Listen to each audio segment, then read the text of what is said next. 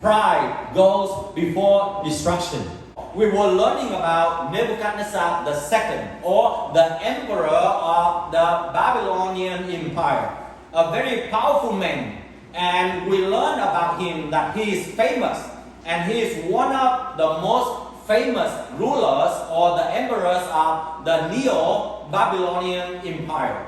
He was so famous because he is known with many military victories, with many architecture achievements, and of course, a lot of cultural advancement.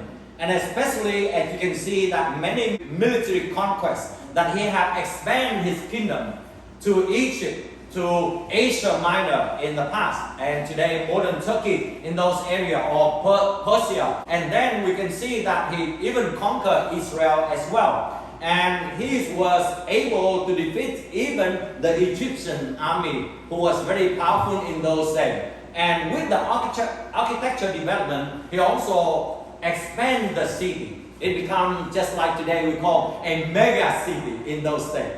And he was so famous with two of the seven wonders in the ancient world, which we call the Easter Gate and the Hanging Gardens of Babylon. In other words, in those days, you can also see about the high structure, the building, like the ziggurat, or we call just like the Babel Towers, something like that. So a lot of construction, and in terms of the cultural achievement, he also built a lot of temples for his god, Marduk.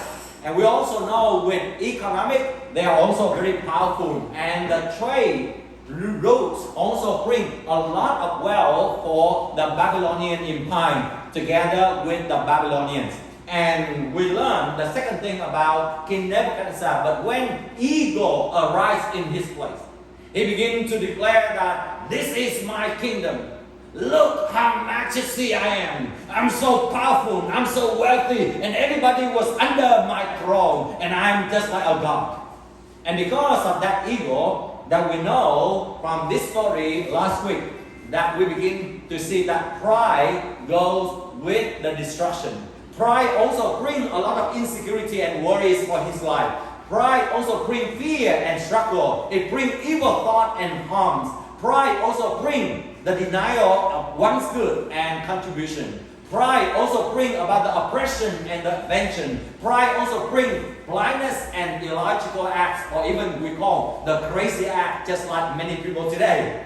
Pride also brings pain and agony. Pride also brings the rejection of God. And at the end, pride will bring destruction and death eternally.